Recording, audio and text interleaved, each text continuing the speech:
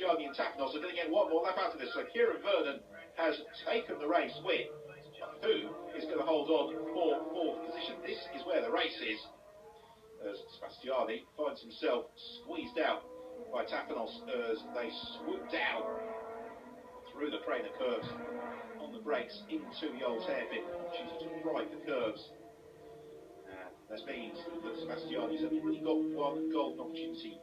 He can challenge into Coppice, but will compromise him down the back straight. He thinks about the challenge into Coppice, asks a lot of that car's aero package through Coppice, but it works, so he's got the run now on Tapanos. Here they come down the straight for the final time. Daniel Tapanos defends to the inside line, and I think that's going to be enough for him as he snatches the brake. As long as he doesn't get it all sideways, he doesn't. Daniel Tapanos holds on to claim that fourth place ahead of Jacopo Sebastiani. Revs rise, and away we go. Oh, and Kieran Vernon bogs it down. Fantastic evasive action from Daniel Tapanos, as it's Stuart Wiltshire who takes lead the race from Tapanos, and then Jacopo Sebastiani and Matt Paynes. They head through Redgate for the first time. Kieran Vernon some way back in fifth position as they swoop down through the Craner curves in the late afternoon sunshine. That may make a tinty visor of necessity, but the dust being kicked up is already gaining the place is Kieran Vernon. He moves clear of Matt Payne as the pack begin to climb through Schwantz. Stuart Wiltshire leads the way, breaking clear of Tapanos and Jacopo Sebastiani. Kieran Vernon trying to close up onto their tail fairly rapidly. He's already pretty much with them, isn't he? There's a slightly snatched break from Tapanos as Kieran Vernon, despite having lost all that ground on the grid, he's about to propel himself past Jacopo Sebastiani as they arrive on the brakes into the chicane. And that's a beautifully judged move from Kieran Vernon. So he slides through at the very, very, very back of the pitch. You just caught a glimpse of Aaron Steele, who started it from the pit lane, as now Vernon looks to make the move. Tapanos squeezes him, but Kieran Vernon, having absolutely none of that, slides past and up into second place. Now, how quickly can you reel in Stuart Wiltshire? That is going to be something to enjoy over the next few laps, as will be the progress of Aaron Steele. Tapanos and Jacopo Sebastiani picking up pretty much from exactly where they left off in race one. As they begin to ease their way uphill through McLean's and Coppice. These all three cars so enjoyable to drive. Really are picture. One car, Sebastiani gets it all wrong and skitters through the gravel trap at Coppice, somewhere in the dust. He will rejoin, but he has lost all that ground to Daniel Tapanos. So Tapanos is third place. One would suspect is relatively secure as already. Kieran Vernon has got himself onto terms with Stuart Wiltshire. Really getting ready now, looks to the inside into Redgate corner. Wiltshire sees him coming. The two Chris Dittman Racing teammates running as close as you like, and that is not what the team will be wanting to see. They want their cars to be racing and showing well. They're certainly doing that. They don't necessarily want two very battered Delaras at the end of this race. So Stuart Wiltshire continues to lead. Great performance this from Wiltshire. He can catch Wiltshire a little bit unawares. The pair have got an awful lot of ground to play with here, so they don't need to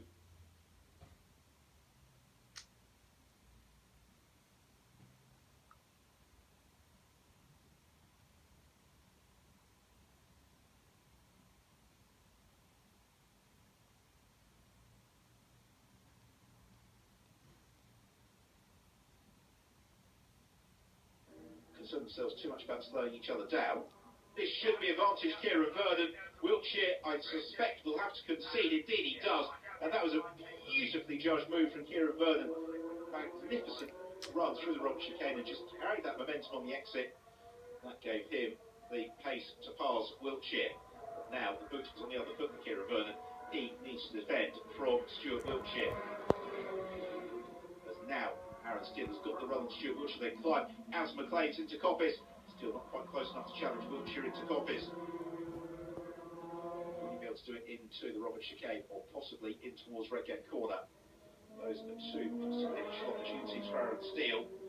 He thinks about the move into the chicane, and he's going to make it stick. Glides past. Very fair driving as well from Stuart Wiltshire. He realised that he was coming and didn't feel the need to unnecessarily chop across his bows. So that move is completed for Aaron Steele. Vernon has been a star performer at Donington Park. He accelerates now towards the Robert chicane for the final time. He's going to make it a clean sweep of wins in the F3 Cup. Completely dominates the weekend as Kieran Vernon takes the checkered flag. Chris Dickman Racing Team celebrate. Vernon will be overjoyed with that after stalling on the line, but perfect comeback drive. He then headed on to a round on the Brands Hatch Indy circuit. As the revs rise, and away we go. Brilliant start from the red and white car of Louis Hamilton-Smith, who gets the jump there at Steele as they sprint towards Paddock Hill Bend for the first time. Also a lucky getaway from Stuart Wiltshire, as he moves clear of both Daniel Tapanos and Tony Bishop as they plunge down through Paddock Hill Bend and then climb uphill the tilt into Druids. Tapanos, meanwhile, also does battle with Bishop. Tapanos in the black car who moves clear. Out front, though, it's Hamilton-Smith from Steele. The pair of them already moving away from Jacopo Sebastiani.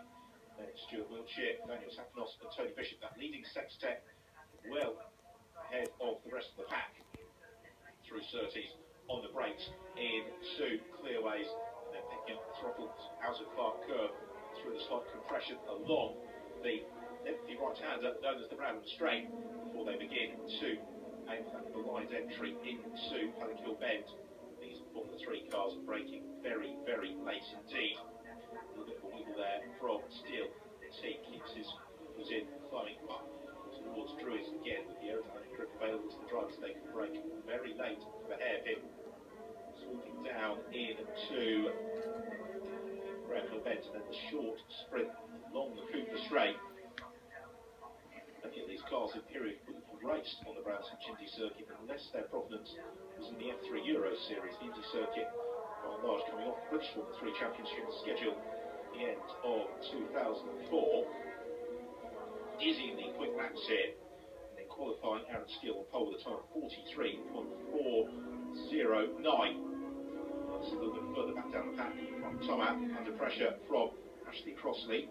Crossley in the silver Enigma car, one of the cars in the trophy class, as he looks to make the move to the inside of Tomat as they climb uphill into Druids, and Crossley goes through.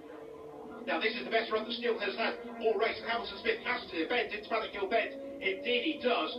Now, can Steele get the switchback? He can't. He just was blocked out on the apex of Paddock. It means he couldn't carry that excess momentum through. Beautifully judged defensive driving there from Louis Hamilton-Smith. Made it impossible for Aaron Steele to find a way around him.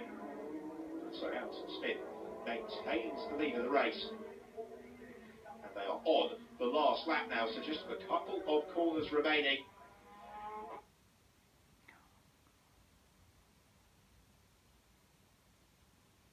Steele has done a lot of time. The checkered flag is ready and waiting, and Louis Hamilton-Smith takes the win just for Aaron Steele. And then we have the wait for Jacopo Sebastiani to flash through across the line in third. We'll be back with more F3 Cup after the break.